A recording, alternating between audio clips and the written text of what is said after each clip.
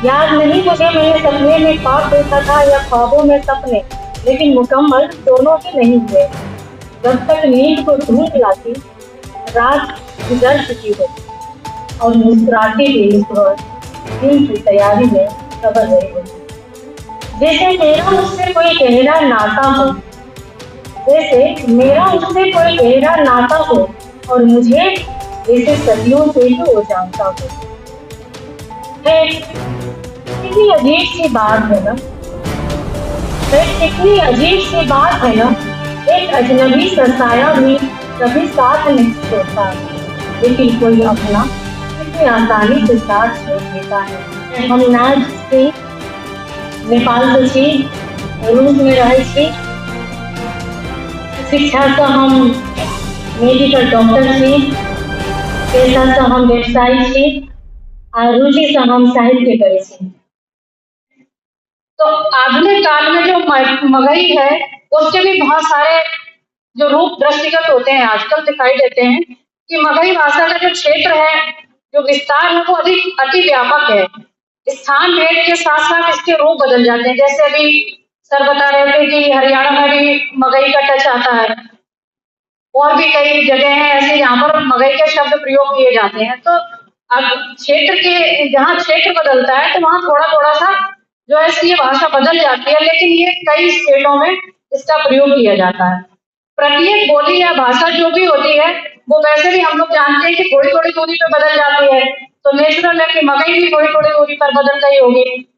मगही भाषा के जो बहुत सारे जो भेद हैं, वो संकेत भाषा भी है। कृष्णदेव प्रसाद जी, उन्होंने जो है सामागधी मूल भाषा, ये शब्द उन्होंने कहा, ये वाक्यांश कहा है। तो इसका जो है इस वाक्य से यह बोध होता है कि भगवान बुद्ध के समय मागधी ही भाषा के रूप में जन सामान्य के बीच बोली जाती थी। कहा जाता है कि भाषा समय पाकर अपना स्वरूप बदलती है और विभिन्न रूपों में विकसित होती है। तो समय के साथ साथ इसका थोड़ा सा स्वरूप चेंज हो गया है। अभी फिलहाल जो है ये जो इसका भाषा का जो भाषात्व है, वो मागधी भाषा वैज्ञानिकों अर्थात जयकांत मिश्र ने यह सिद्ध करने का प्रयास किया है कि जो मगही का स्वतंत्र अस्तित्व था पहले, और अब जो है हमें वही स्वतंत्र अस्तित्व जो पहले था उसको जो वापस लाना है, उसी के लिए ये प्रयास चल रहा है श्रीमान जी का। तो हम इनको विश्वास दिलाते हैं कि जितना हमसे हो सकेगा हम इनके जो है प्रयत्न में साथ रहेंगे। इनके जो है जो इन्होंने बीड़ा उठाया है उसमें हम इनके साथ रहेंगे।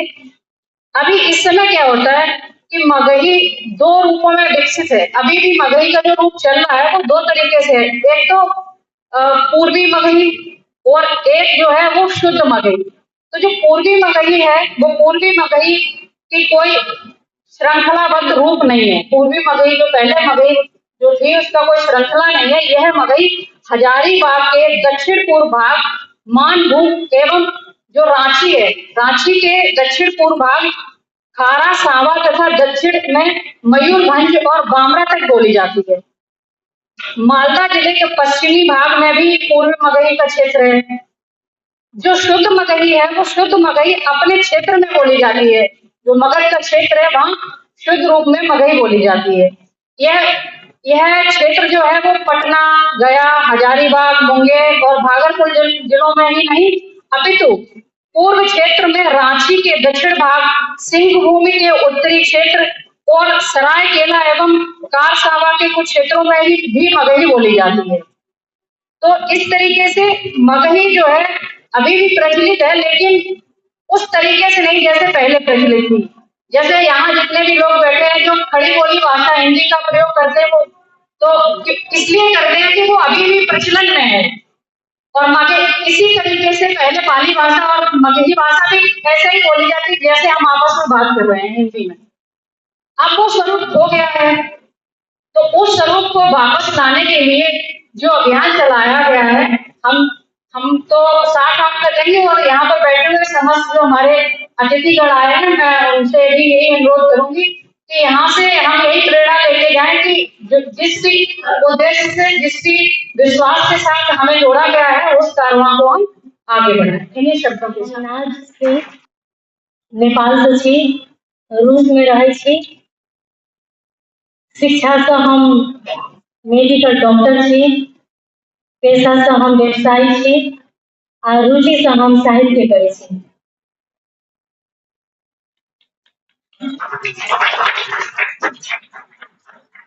तो हमर रुचि साहित्य में भेला के कारण हम एकटा अपन कविते सुनाबऽ चाहब।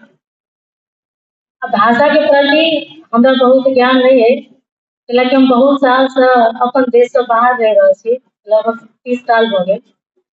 लेकिन एक बात कहऽ चाहब जे बहुत गौरव से जे हम अपन बच्चा सबके हम अपन मातृभाषा सिखबै छी। तो घर में हम अपन बच्चा सबके साथ हम अपन भाषा में बात करै छी, जेकरा हम अखन मगही कहि रहल छी। आ पहले हमरा मैथिली कहि के सिखेने रहे, अखन मगही आ मैथिली दुनू भाषा कहि सकै छी। आ जे भी कहि सकै छी उ डिपेंड करै छै जे हम सब कथी नाम दै छी भाषा के। लेकिन अखन मगही भाषा जे के सराहना करे बहुत गौरव महसूस करे छी जे अपन बच्चा सबके हम सिखाबऽ सकली। अखन हम घर में हम इएह भाषा बजै छी। लेकिन हम कविता सुनाबऽ चाहब। हमारे कविता के शीर्षक है साया, हिंदी में। याद नहीं मुझे मैंने सपने में ख्वाब देखा था या ख्वाबों में सपने। याद नहीं मुझे मैंने सपने में ख्वाब देखा था या ख्वाबों में सपने, लेकिन मुकम्मल दोनों ही नहीं हुए। याद नहीं मुझे मैंने सपने में ख्वाब देखा था या ख्वाबों में सपने, लेकिन मुकम्मल दोनों ही नहीं हुए। जब तक नींद को ढूंढ लाती रात गुजर चुकी होती, और मुस्कुराती हुई सुबह दिन की तैयारी में सबर रही होती। कैसे व्याख्या करूं उस रात की दास्तान की, कैसे व्याख्या करूं उस रात की दास्तान की। कैसे चांद भी मध्यम हो गया था रोशनी के दूर हो जाने पर, और अंधेरा कहीं खामोश खड़ा था सुनसान से सन्नाटे पर। अब तो सूरज किरणों सहित तहकीकात करने लगा है। अब तो सूरज किरणों सहित तहकीकात करने लगा है। जिधर भी जाऊं एक अजनबी सा साया को मेरे साथ भेजने लगा है। जो मुझसे भी लंबे कद का है, जो मुझसे भी लंबे कद का है, और उसके अभिन्यास के निखार भी खुद के पद का है। जो मुझसे भी लंबे कद का है, और उसके अभिन्यास के निखार भी खुद के पद का है। मैं आगे जाऊं तो पीछे हो जाता है, मैं आगे जाऊं तो वो पीछे हो जाता है, और मैं पीछे जाऊं तो वो आगे हो जाता है।